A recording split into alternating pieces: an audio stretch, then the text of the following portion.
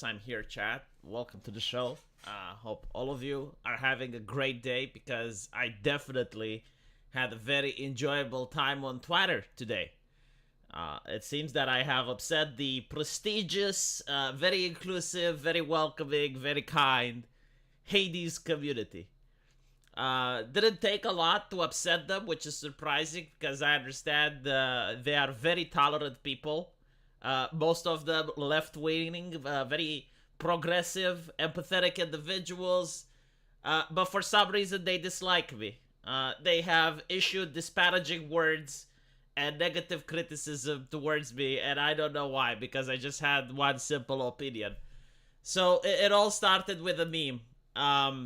I gotta say, I wasn't even that interested in Hades 2 to begin with, but given the way people reacted, I had to take a closer look. So, this meme, which is not even made by me, I found it on Facebook, and I found it absolutely hilarious. It's how Goddess Hestia was viewed by the Greeks, how Goddess Hestia is viewed by the sanctity people from California, yeah, and how Goddess Hestia is viewed in anime, right? So these are three different interpretations of the same mythological figure. The one in the middle looks like a chipmunk for some reason, but then I zoomed in and I realized, oh no, it's actually a black person with vitiligo. Right now, the progressives were arguing if it's blackface or not. I mean, these are the high-level conversations that you can expect to find among very educated people. But no, it is the skin illness that Michael Jackson suffered from as well. And again, it enraged people. I don't think like using the word upset is enough. Like this meme legitimately enraged people. And what I found interesting is that if I were to post that the representation of Japan for Goddess Hestia is not to my liking, if I would have said, oh yeah, this Japanese art style is not really great, no one would have cared. Now I've been told that the anime community is filled with Nazis, like Vosh told me so. Very, very bigoted people in the anime community, but for some reason, when the anime community gets criticism, no one cares. It's like, well, I mean, yeah, okay, you know, that you don't like this anime. I don't even know the anime, to be honest. I think it has a funny name. That's the only thing that I know about it, because it had like such a funny name when it came out. Can you pick up girls in the dungeon, right? And it's talking about Dungeons and Dragons, like going into a place with monsters and stuff. And can you seduce girls over there? But I legitimately do not know anything about the plot. Like, I do not know who the characters are. I do not know what they do. But looking at it, it seems to be an anime dedicated for teenagers. And it's a slice of life comedy. I mean, just by stereotyping it, this is what I would assume. It's something that I would probably watch with my wife. If we got bored and got nothing to do, I would be like, okay, well, let's watch this anime. But apparently, I've been told by the educated progressives that if you like the anime, you're a pedophile, because Goddess Hestia is underaged. And I was like, what? Really? And I looked it up. No. Apparently, it's in the name Goddess Hestia, like she's thousands of years old. She does have the body of a mature woman. It's the anime style. She can be anywhere between 16 and 25 years old. Like why? And it's not even a sexual anime. It's just like a normal, average anime. There's no sex scenes in it. Why would you assume that? And then you realize that the reason they're doing this is to try to shame people away from liking anime. Like, this is what you need to like, okay? This is what decent people like. This is where your body needs to go in. Keep your money away from this, you bigot. Keep your money away from it. This is where all the money needs to go in. Now what's interesting, as I searched for Hestia and I wanted to find out more about her, I came across something very interesting. And it was this article from the Daily Mail back in 2015 saying that the most bizarre craze ever, Japanese women copying curvy cartoon characters by tying ribbons under their boobs in order to boost their cleavage. And I was like, wait, have the progressives lied to me? Like, have the decent pillars of the community, of the Hades community, led me astray? Because I was gaining knowledge from them. I thought that these depictions are misogynistic to women, and yet women in real life are copying the design of this character. Like, I was told it's a very boring design, and yet we see actual women copying the design. What is this madness? Like, no, say it ain't so. Oh, the horror. So apparently, women like beautiful characters as well, and all of this, by the way, is due to the fact.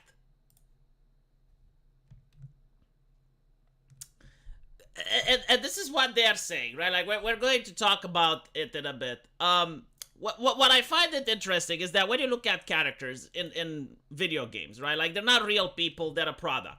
Like, this right here is not a real person, right? Neither Hestia from Hades 2, nor Hestia from the anime. They are not real people, okay? Like, neither the statue. They are products. They are products of companies who want to make money in exchange. Now, when it comes to the anime, it not only sells t-shirts, it not only sells hats, it not only sells the anime itself, it not only sells figurines, it not only sells costumes for people to cosplay. It's a good product because it sells. People are interested in buying it. When it comes to Hestia from America, be honest, who's going to buy this? Like, who wants a t-shirt with this Hestia on it? Who wants an action figure with Hestia from Hades 2? Not many people, right? Which is why I'm saying it's a bad product. Now, you don't have to use sex appeal in order to sell. You can always make something cool. Like God of War. God of War sells by the coolness factor. You can also make something funny. I mean, if this was a comedy sketch, maybe, but like, it's not. So if it's not cool, if it's not sexy, if it's not funny, it doesn't sell. And the only reason people are even interested in Hades 2 is because Hades 1 was good. That's the only reason. If it was a brand new game, it wouldn't have gotten the same level of attention. But anyway, my point is, like, my overwhelming criticism is that the West creating characters like this is why you get so much DLC. Is why they are trying at every step of the way in order to milk you from cash, because they don't make money from other revenues. This anime, if you like it, you can support it by purchasing merchandise. You can support it by purchasing the t-shirts, you purchase the action figures, and you're giving money to the producers. That's how you tip. If you like this type of thing, well, I guess you need to buy DLCs, you need to buy the deluxe edition, but you're not really getting that much in return. You're not really getting your value, because, like, when you buy a t-shirt, you're getting the t-shirt and you're supporting the developers, but no one wants to buy this. And then there's also, like, the new morality, right? Because you would expect that the people who say, well, we don't like this because it's sexy, and they will say, well, it's because the character is underage. Again, I do not know the age of the character. I looked it up, I couldn't find it. But let's assume that she is. You got localization, right? Like, there is nothing wrong if you make a translation and she's 18 all of a sudden. And then again, it doesn't even matter. Like, what? Teenagers shouldn't have their own shows? Like, teenagers should look at shows with 45-year-old characters? Like, obviously, this anime targets the shonen demographic. So, like, yeah, teenage boys should be able to have their own entertainment, just like I did when I grew up. I had my Baywatch, and I got my Xena Warrior Princess, and I had, like, my own stuff that I was watching. Like, not every single character has to be middle-aged, 45-year-old grandma, you know? But anyway, right, there is no sex in the anime. Like, Japanese animes, with very few exceptions, have anything sexual. Like, sure, they may have fan service, and you may have, like, some cleavage, but that's not illegal as far as I know. Like again, watching Baywatch isn't pornography. Like, if I was caught when I was a kid watching Baywatch, which had real people in it, and they were in swimming suits, and they were saving other people from drowning and stuff, none of my parents would have had a concern with that. Like, none of my parents would have had an issue with it. Now, if I was underage and I would have gone on Pornhub, yeah, my parents would have freaked out. But, like, watching a show that has, like, some sex appeal, and it's for teenagers, and it's not over the top, it's not gratuitous, it's not, you know, not even the Christians, not even the people from the Bush era would have had an issue with it. So you would think that the people who support this is because they really have become the new Puritans, right? Like they looked at the way society is organized, and they don't like the OnlyFans, they don't like all the cam girls, they don't like all of the nastiness that society produces. So they're basically, like hardline Christian conservatives. That can't be further from the case. Like I went on their profiles because you're on Twitter, so you can see who they're posting. I have not seen as much as degenerate stuff on people who just like anime. Like there was this person saying, "Oh, you like little girls because you like Hestia," and I'm like, "What the fuck?" You people went to their profile and they had like homosexuality with little boys, and it's like, okay, so that's kind of fucking weird, isn't it? Like, why is this person whose entire timeline is dedicated to human sexuality? Why is this person going around and attacking this innocent meme? There's nothing sexual about this meme. There's nothing that you can't see just by going to a beach. It's not, and it's not even the purpose of this to be sexual or anything. It's like, it's to be funny. It's a meme. It's hilarious. Like, I was making fun of the situation. I wasn't trying to arouse you. I wasn't trying, like, if I was trying to arouse you, you'd have known, but I'm not. I was just trying to make you laugh by showing a funny meme. What the fuck is going on? But it is what it is, right? So, like, all these people are absolutely livid. And, the thing with the game is that it does have nudity in it. Now, I can't show it on YouTube. But Hades 2 has more nudity in it than most animes that I've seen. Like it's got Aphrodite, and you can see the manly features of Aphrodite as well. Like, it's not just that she's depicted as androgynous. But look how thick her arm is. Look how muscular her arm is. Why would you draw her like this, Whatever. It is what it is. And they will justify saying, well, she's the goddess of love. Like, love means both men and women, so she can appear as a man or as a woman. And I'm like, well, there's nothing in the Legend of Olympus to say that she can't. But, like, why are you trying to make her look as Slanesh? Like, Aphrodite, as far as I know, from the old Greek legends, always appeared as a woman, and she was considered to be the most beautiful woman in the world. And she was very arrogant, like she was very vain and jealous. Like, if another woman thought that she is more beautiful than her, she would get punished. Like, that's the type of character Aphrodite was. Like pronouns she, her. She never used they, them pronouns, or he, him, to speak the leftist language. Aphrodite was always a very feminine character. Like, she and Hera, I guess, represented femininity. And I think, like, they made Hera black in the new Hades. But anyway, right, so they have, like, all of these justifications, which leads me to assume that Hades 2 is a game made with consultants in mind. Like, they got diversity consultants. There's no other reason. And this is why the journalists are defending the game so hard, and this is why all of the community is defending the art style so hard. It's simply because they are told that this is the game, right? Probably why they were upset at Stellar Blade. Like, IGN gave Hades 2 a 9 and Stellar Blade a 7. I mean, just let that sink in, right? So basically, they're upset that Stellar Blade is competing with their game. That's the only way that I can explain it. I mean, look at this. I already made a video on my secondary channel saying that Hephaestus is in the cock chair. And I had, like, some leftists saying, oh, like, are you mocking people with disabilities? Are you saying that a wheelchair is a cock chair? And I'm like, no. Hephaestus is a god. Like, he doesn't need a wheelchair. He's a god. Therefore, the only reason he would be sitting in a chair is because his wife, Aphrodite, is fornicating with Ares. So the chair allows him to perform his cockholding fetish. Look at this. He also has a mechanical leg. The thing is, like, putting characters in wheelchairs doesn't necessarily make for bad storytelling. Like, Charles Xavier is in a wheelchair, and he looks pretty fucking cool.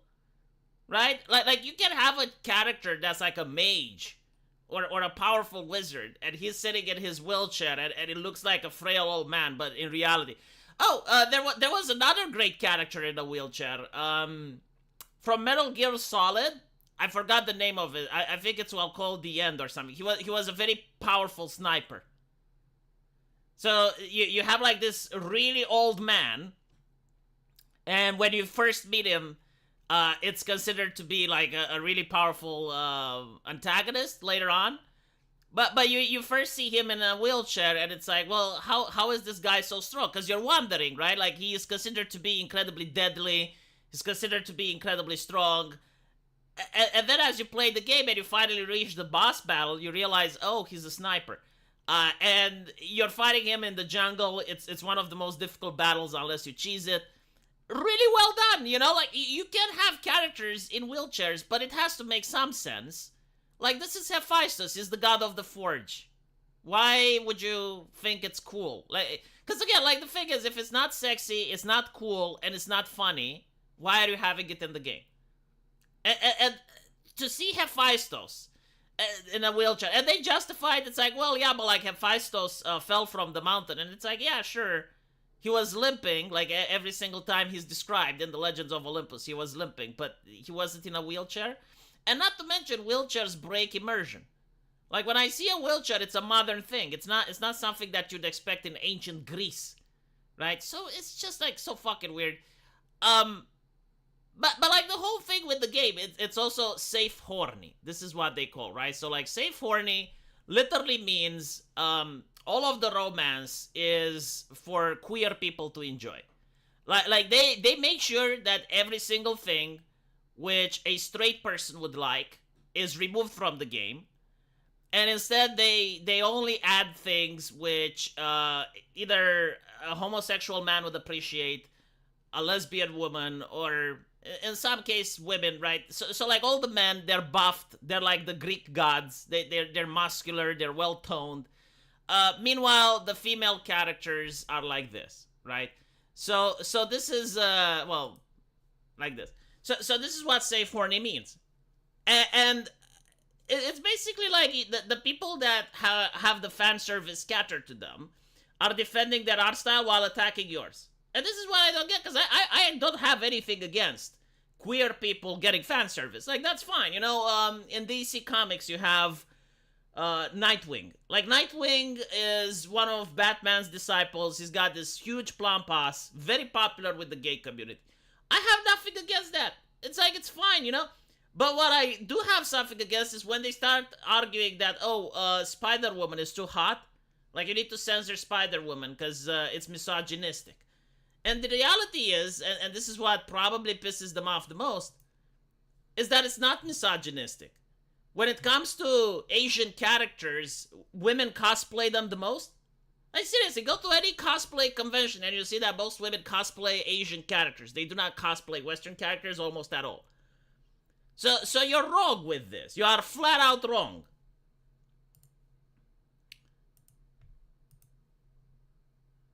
V, look at Aphrodite from Record of Ragnarok. Oh, I know her. I can't show her on YouTube.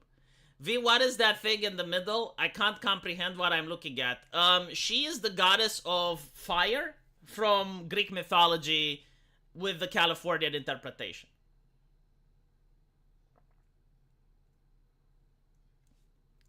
Yeah, unironically, Smite is a video game which also decided to have their own take on ancient gods. And Smite is a game that does it great. I mean, all the gods in Smite either look awesome, cool, some of them are funny, and the other ones have sex appeal. Again, you don't need sex appeal. Like God of War doesn't have sex appeal, but it looks great because it's got the coolness factor. So anyway, what am I going with this, right? I generally don't give a shit about this that much, believe it or not. I just gave my criticism, and I said, like, first of all, I just found this meme funny, right? Like, this meme is hilarious. And I think, like, at the deep emotional level, the target demographic for this meme, they got it. They understood. It's like, okay, well, this actually does look uglier than this and this. But they have to defend it because it's their ideology. It's their team. It's like something that they feel that they need to defend. And it wasn't like, again, it wasn't like saying, oh, well, you know, like, I like this and you don't, that's fine. No, they were actually aggressive. Like they were calling people who like this anime pedophiles. It's like, what the fuck are you smoking? It's like, well, the age of the cat. It's like, I didn't even fucking check it when making the meme. I'll check it right now. They don't even mention it in the anime. Like, why would you assume? The fuck is wrong with you? Bruh. Come to your senses. And it's not even sexual. Like, it's not... I mean, it's not naked. She's not pole dancing. She's not doing anything naughty, right? It's like just a comedy anime from what I'm seeing. Like, she has her boyfriend by the hand, and she seems to be going with him on an adventure. Well, how is this any different than anything that America did in the 90s? Or anything that America did in the early 2000s? Like, are those the last stages of Dark Man? Am I the only survivor that brings the chronicle of the things that have passed? I mean, there's a lot more lewd shit that America did in Baywatch. Like, what? Why is it all of a sudden that this new generation just forgot their heritage, their past? So fucking bizarre, isn't it? So like, everything needs to have, like, 45-year-old grandma with vitiligo, because otherwise, muy problematica. Like, I would have understood if I was to show, like, some hentai or something, but I'm not even doing that. It's like, just, what the fuck? Dude, if you have this statue in your room, and you're inviting a girl over, she wouldn't have any issue with it. Like, if you have a t-shirt like this, and you go out with it in public, no one would complain. What? Just, I mean, it's Twitter, right? So, like, if it's Twitter, it needs to have the mental derangement. Fat J, thank you for the €5. The cope is real. Game studios closing left and right, and people saying they are tired. That people say it's because of woke or diversity, equity, and inclusion. Man, fucking Nikkei, right? Fucking Nikkei. It's a phone game. Like, no one used to have respect for phone games. When Blizzard even talked about the phone game, it got booed off the stage. And it's printing money. Nikkei is printing money like crazy. They're like, you know, people blame the Democrats for causing inflation. People blame Joe Biden. I think it's harsh. I think you need to blame Nikkei, which is the same company that made Stellar Blade.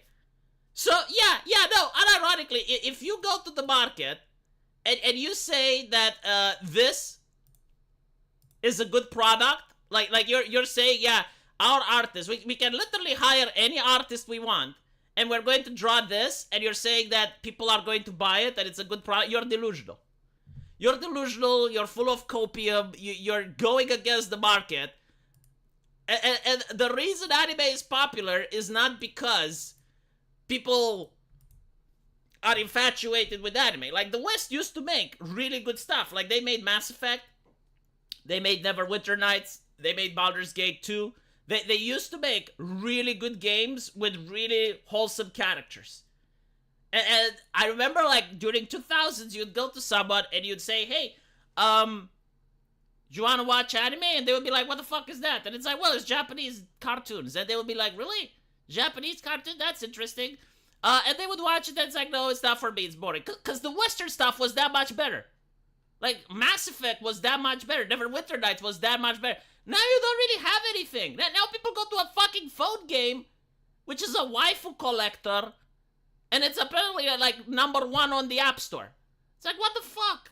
Yeah, of course, I don't know how you call it. It's because it's woke, it's diverse. It's like, I don't know what you call it. It's lack of creativity is what it is. Lack of creativity, lack of talent, complete detachment from the market.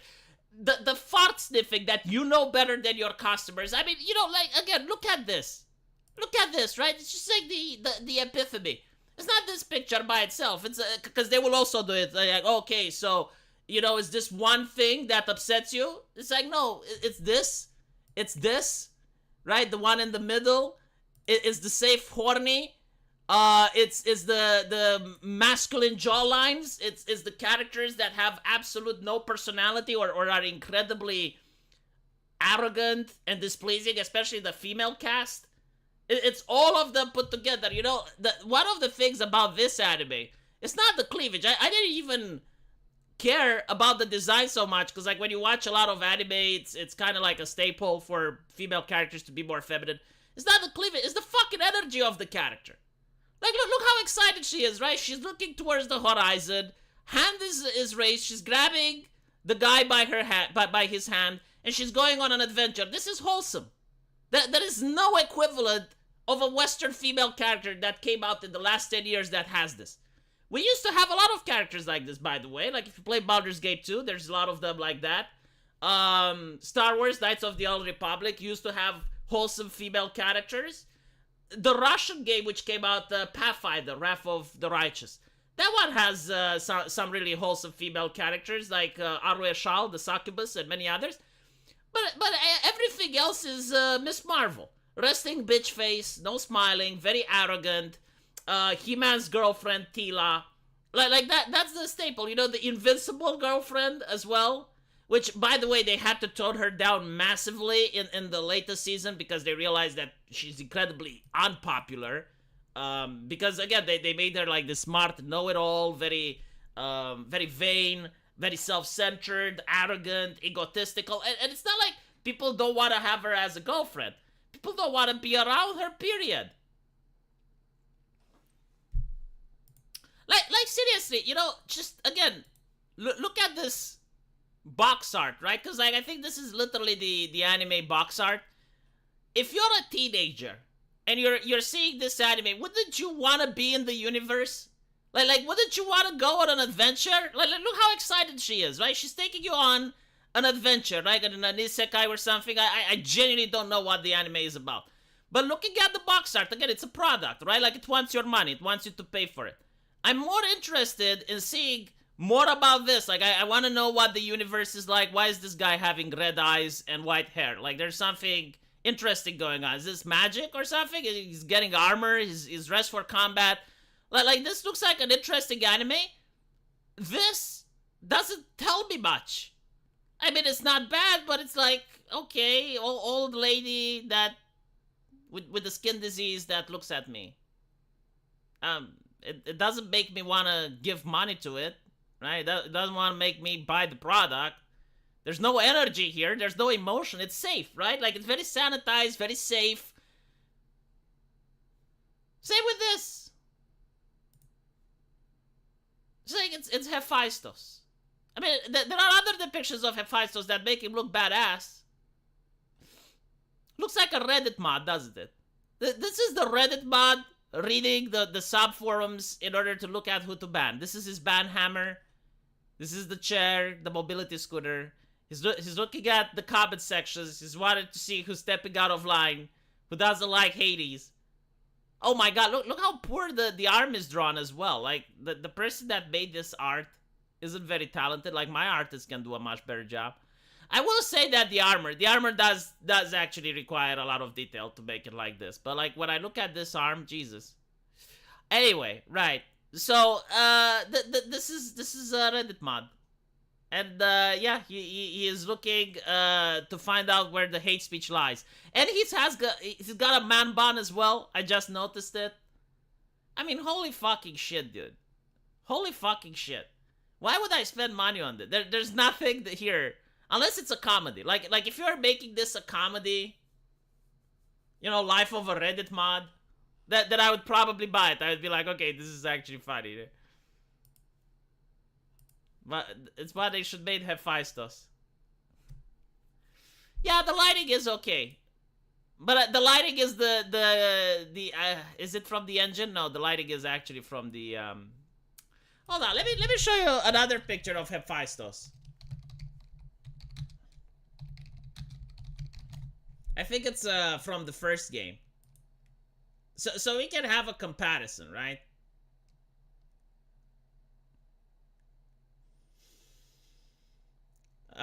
Okay, Hephaestus, Hades. Go on Google.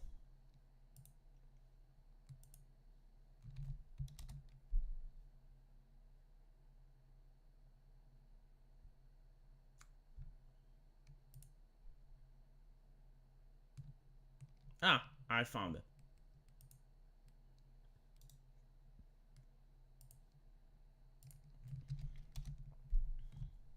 I think this is from the first Hades. And look at it, right? Much better. Much better. Like, he looks tired. He's working at the forge constantly. He's muscular, right? He's not on a mobility scooter? He's muscular because he works the forge nonstop. He's got tired eyes. His eyes are red because of the forge's heat. His beard is on fire because he's a god. It shows that he is magical. Like this is a great design, right? Like he's sweaty. I love this design. This is perfect design. But anyway, right, the whole thing, and this is why I have a problem with it,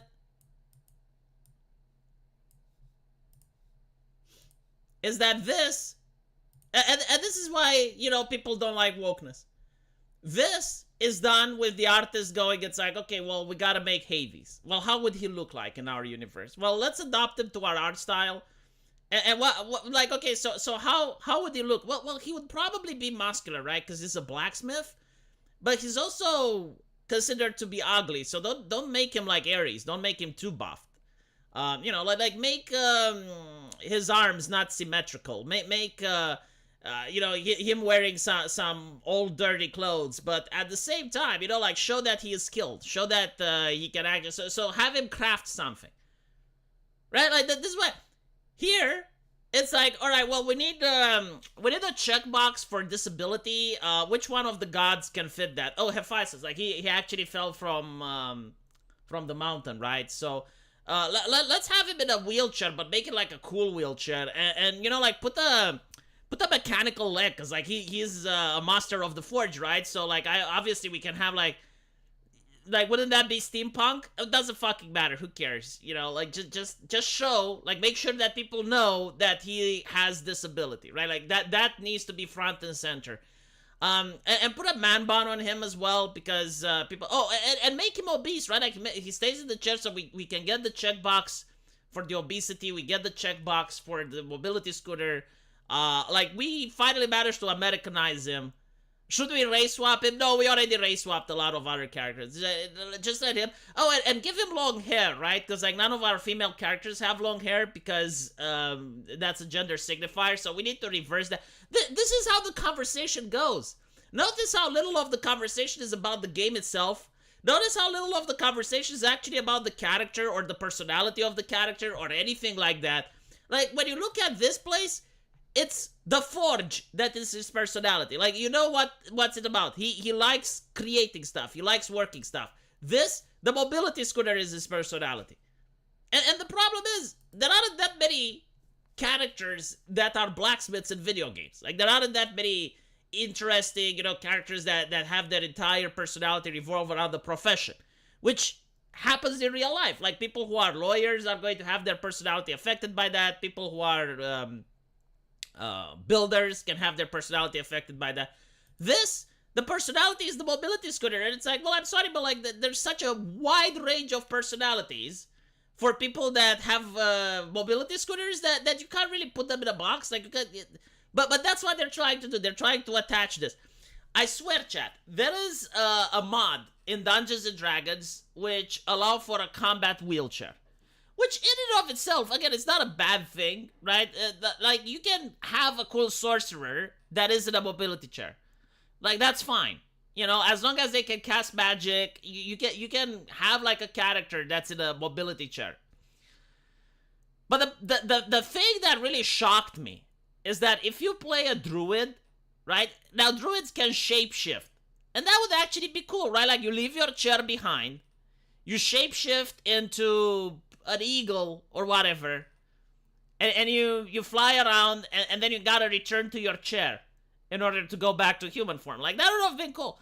Now, what they're doing, though, is that when you shapeshift, the chair shifts with you. So this is not like a normal disability. It's like a disability of the soul. Like, your entire soul is from the... Because if you shapeshift into a sparrow, the sparrow has wheels instead of legs. Like, it's... I'm not kidding. Like, when you read that, it's the most bizarre thing. It's almost like it's a fetish. It's not, you know, like trying to accommodate the role-playing aspect of someone who wants to role-play a character that has, like, mobility issues. No, like, it's obviously Americanized.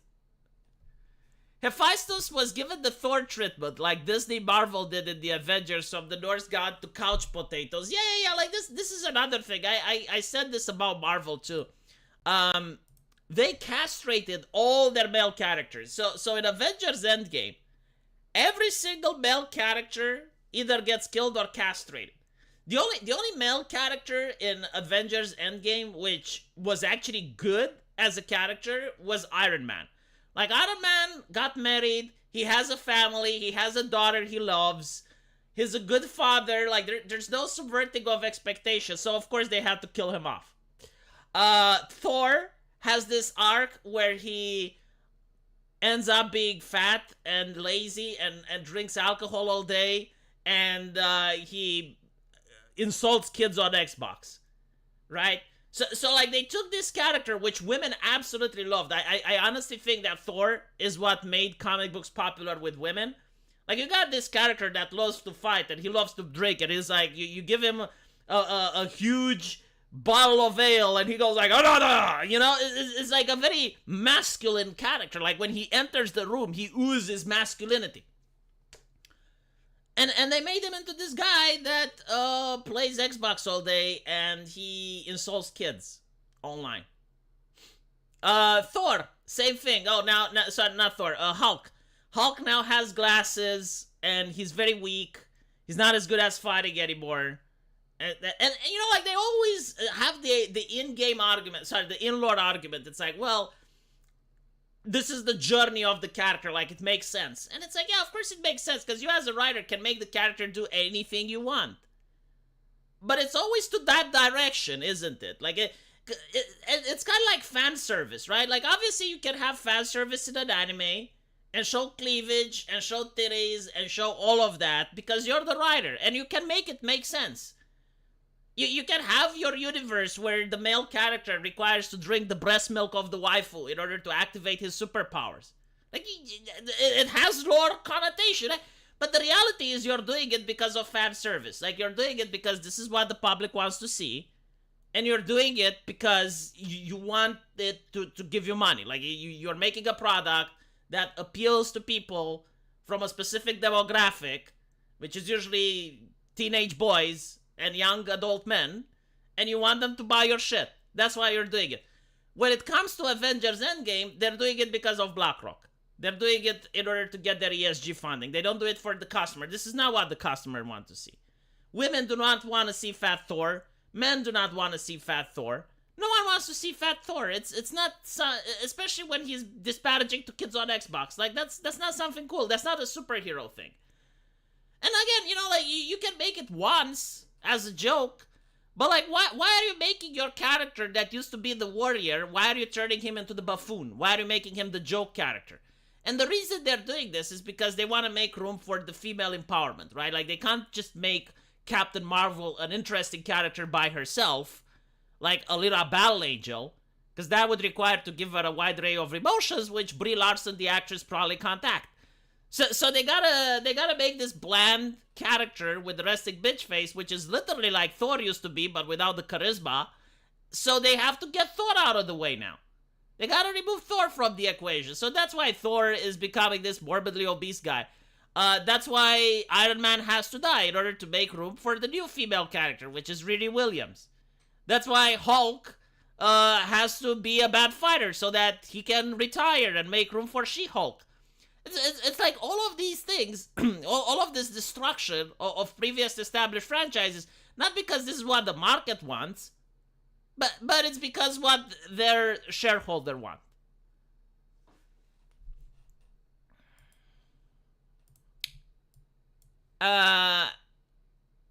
Here, V, just some funds for the tomboy succubus. Also, I was wondering if the same artist would apply this Californian standard on African mythology, because a lot of them tend not to the American mandate. They don't even know African mythology. This is like one of the things that really pisses me off, okay? I actually did read a little bit about African lore. It's not as compiled and well studied as the Norse mythology or the Greek mythology, but there's a lot of it there. Anansi the spider is very interesting. You got a lot of mythology with voodoo and stuff. There's really cool shit that you can do. But they don't, right? Because that would require them to read, and it's risky because people may not like it. So instead, what they do is they take a Greek god and they make her black, and that's their diversity. When the game would have been so much cooler if it actually took place with African gods in an African setting, and you'd have that. Like, that would have been cool. I would have bought it. And it would not have been woke because you don't need to race swap. But we're not going to do that. Instead, we're going to take the Greek gods and we're going to associate that lore and that mythology and Americanize it. How is my game character supposed to be happy if my life sucks because I have to do my gender medicine in the bathtub? That's not fair, V. Oof. Well, yeah, another thing that you can notice is that when it comes to anime, and again, like, this is the meme that I found on the internet, and like, a lot of anime box art is like this, right? Like, you see all the characters happy. She's happy, he is happy, they're going on an adventure, they're really excited, hyper emotional, right? Like, you want to get into this. Like, this makes you happy. And then you look at this. Where is it? You look at this, and you get a sad man. Sad man, looking on Reddit, being a Johnny, doing it for free. Why would I buy this? What does it say? You know, like, is it, I mean, and again, it's a trend. It's not just this. It's not like this particular art, but it's everywhere. Like, at one point, when you look at art, the way that I do, you know, because you got a YouTube channel and you got to report on art constantly, and when you do it nonstop, you notice patterns and trends. And then they're like, oh, why is this studio closing? Why is that studio downsized? Why are people getting fired?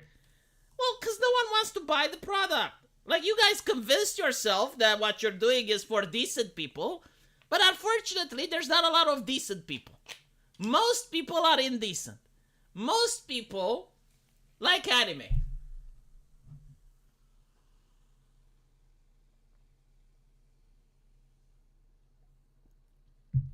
Most people, like, what was it called? The Sun magazine used to have that page number 9 with the Sun girls. That's what most people want. Most people want the Grand Prix girls, the sexy ladies in F1. That's what most people want. Most people are not decent.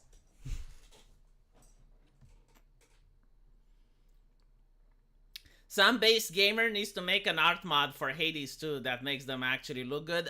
It would probably get banned from Nexus mods.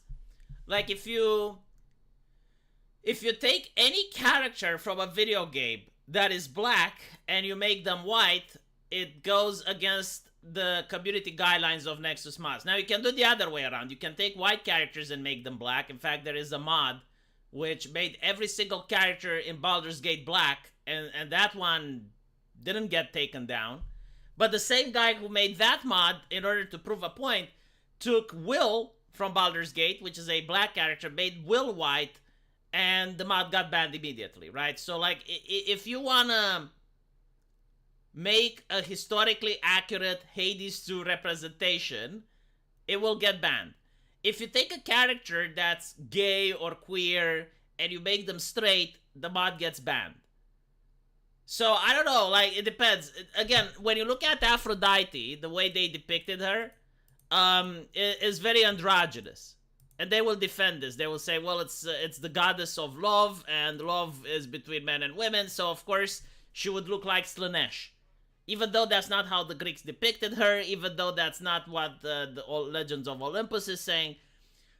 But, she...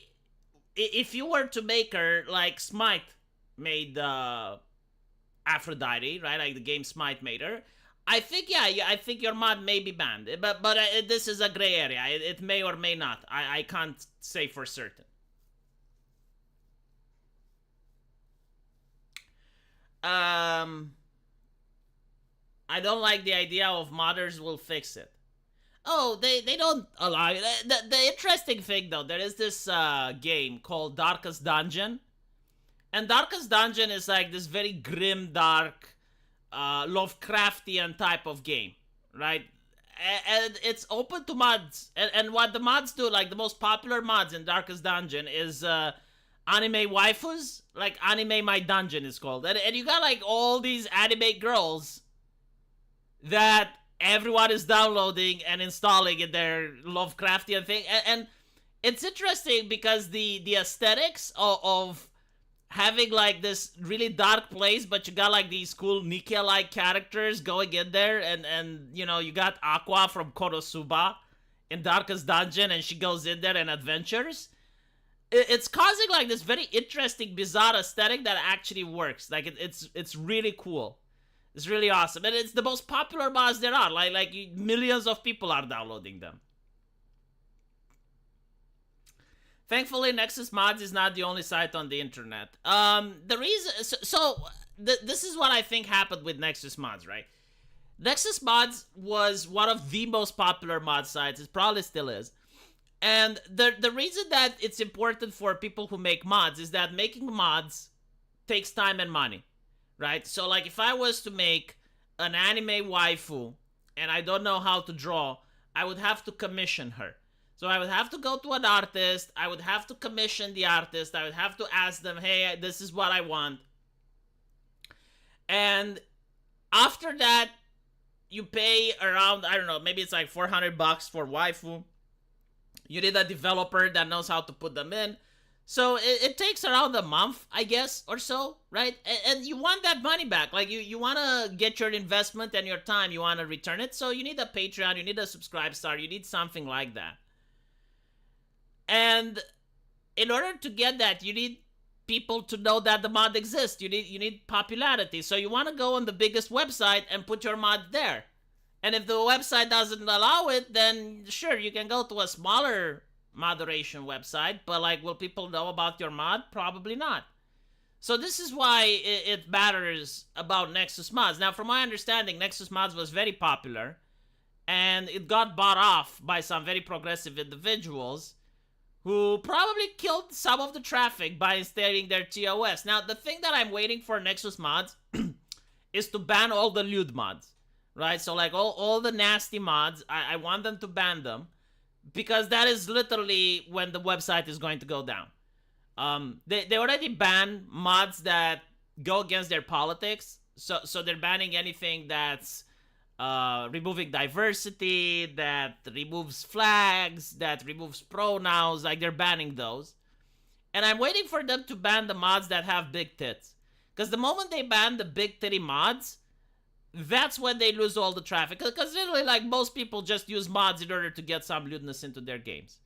You look at the top mods on that website, overwhelmingly, you know, how you can make Resident Evil characters more sexy, how you can make Jill have bigger ass, how you can dress Jill in a sexier attire. Like those are the biggest mods on the website.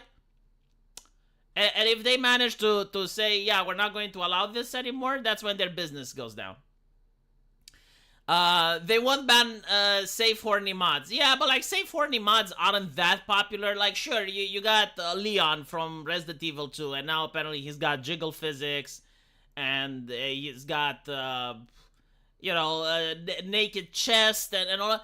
Yeah, sure, some people may download it for the lulz, but I don't think like there's an actual demand for these types of mods, because most women do not play these games. Like, there are some women that play Resident Evil, but overwhelmingly, most women play phone games, they play League of Legends, they play Overwatch. Like, women play other types of games. So I don't think like there's that demand for these types of mods coming from the female demographics.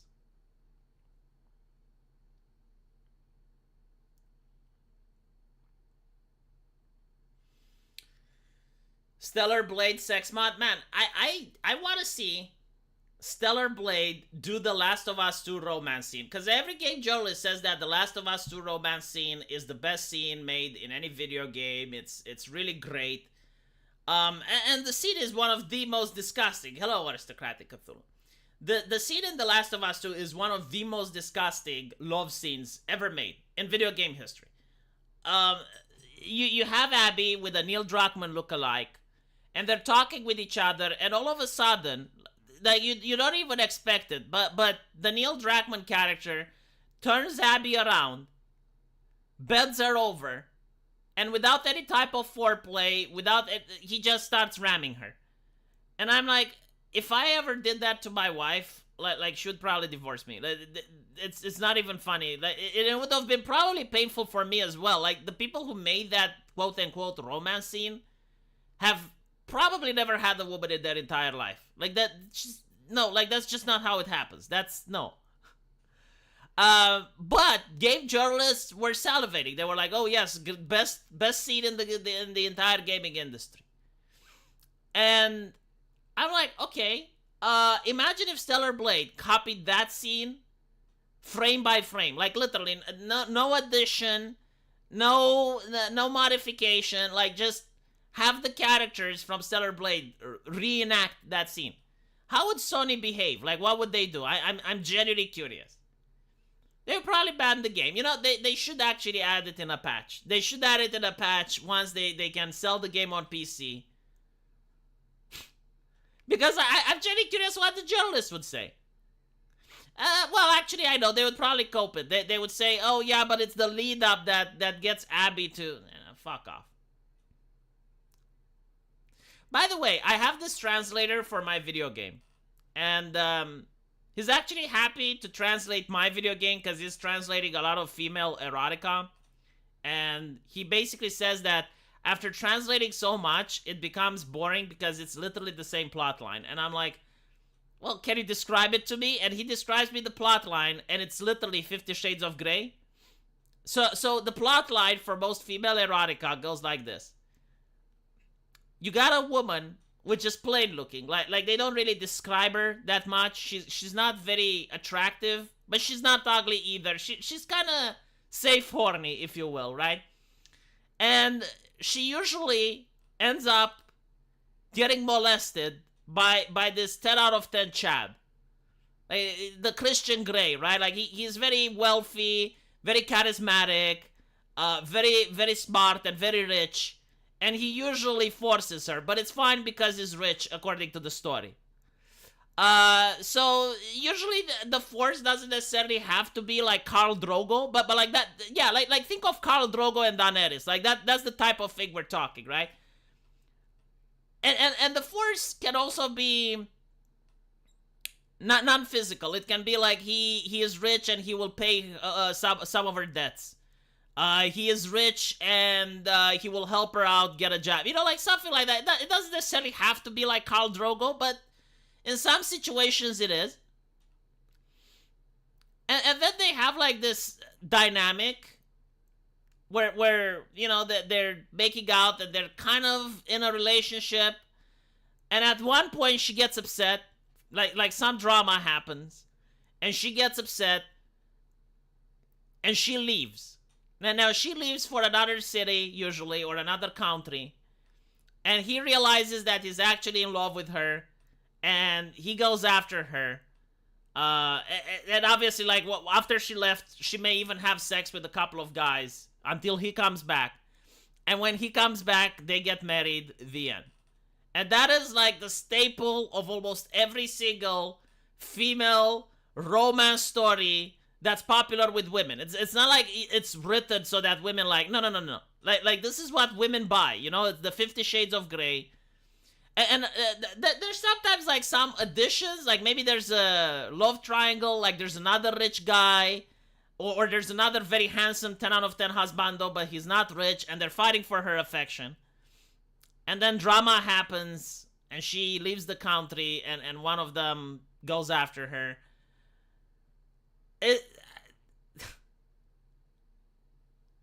There's a 4chan green text that mentions someone actually wrote a gender swap Twilight. Oh, I see.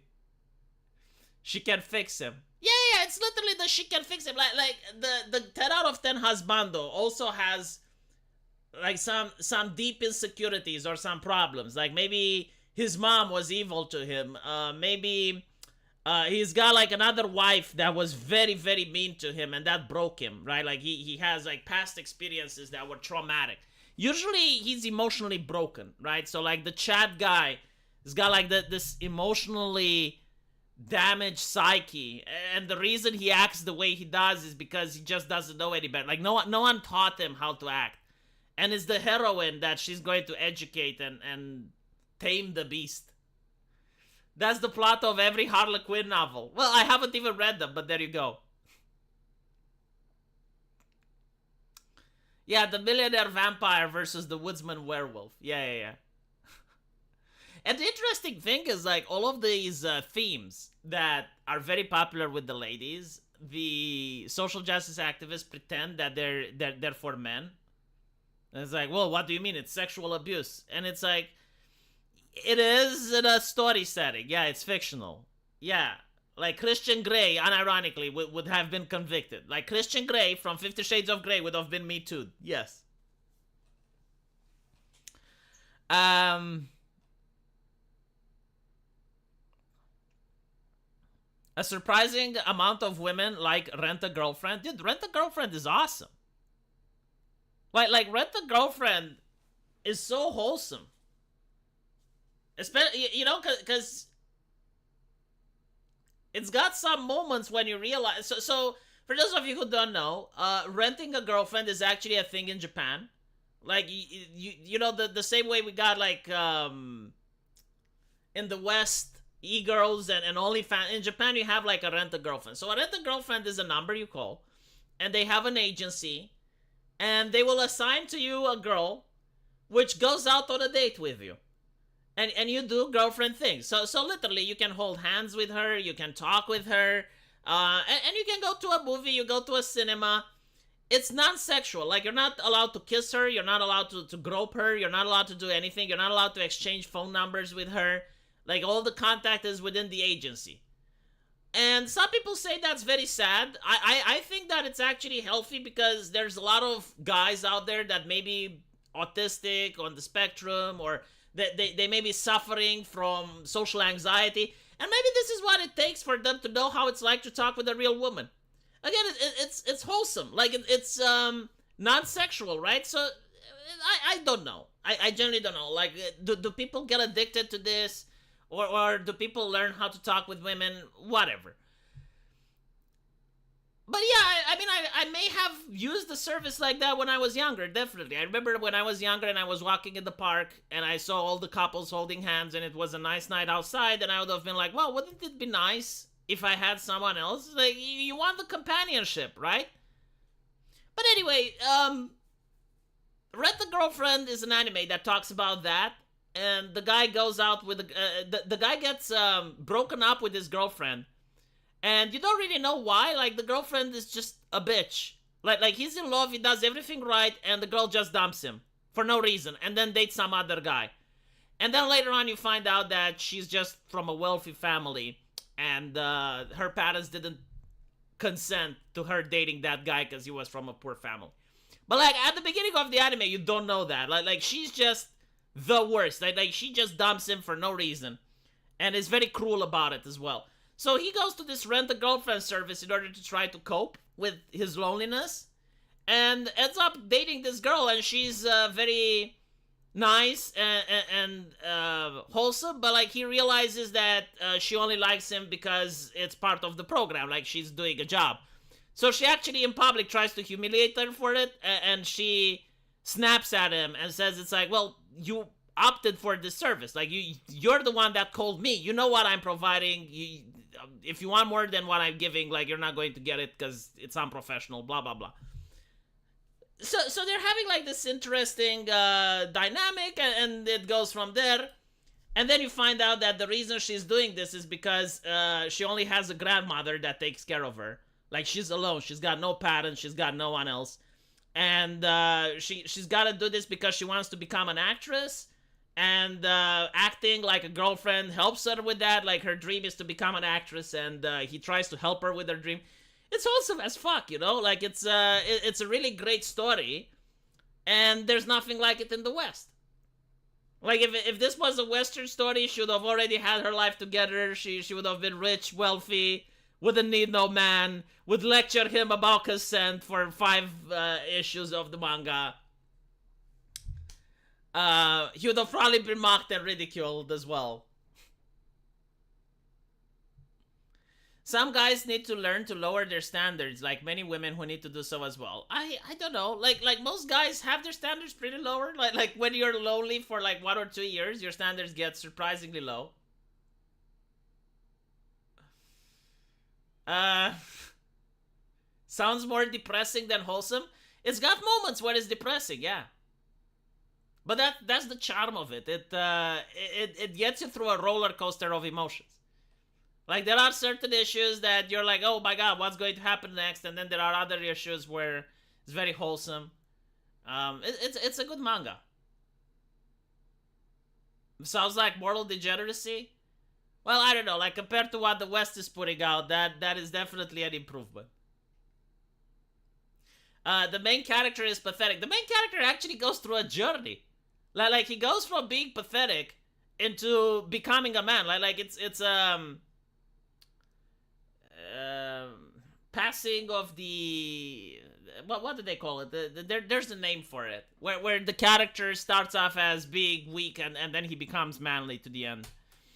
But anyway, yeah, no, like the main character does start off as very weak and pathetic, but like through the story, he gets more self confidence. He gets more self esteem.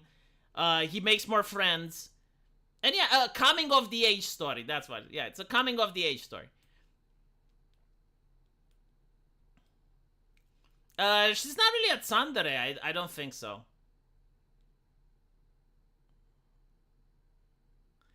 He doesn't grow at all, does he? Pretty sure he spends thousands of... No. He does grow. Like, he does grow. I haven't finished the manga. I was reading it years ago.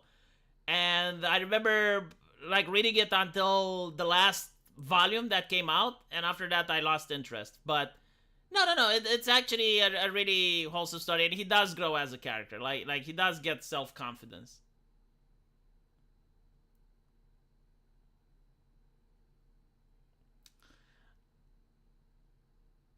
The whole hostess club thing in Japan is really bizarre.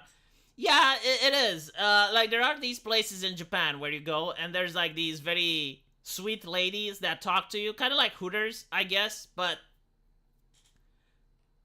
not really. Like the girl actually stays with you and talks with you and then gets your phone number and then calls you so that you return to the place. Like it's so fucking predatory, right? Like imagine you're going to this bar, right? And the waiter is this really hot chick, and she talks with you. She's very charismatic.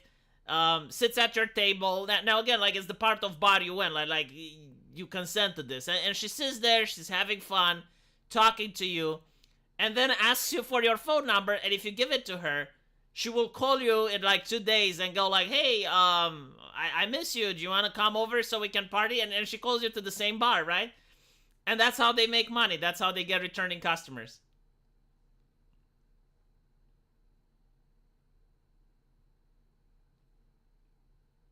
Hooters on steroid.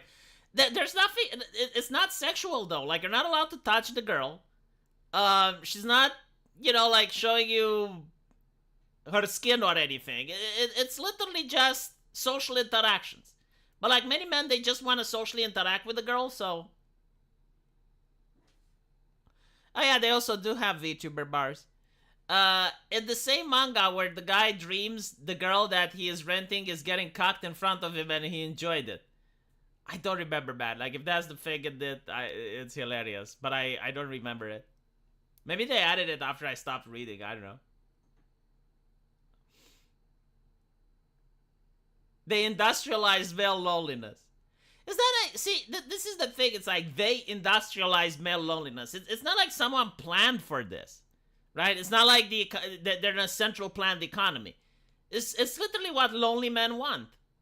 Like lonely men, they don't necessarily want sex. They also just want someone to talk to.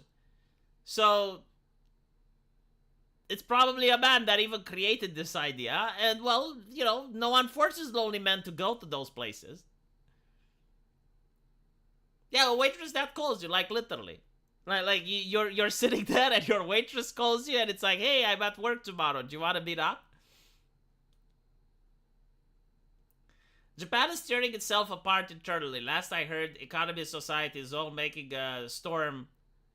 I don't know. they haven't deployed their military into their subway yet, so there's that.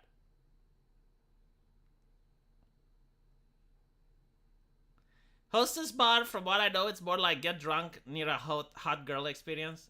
I don't think it's like that.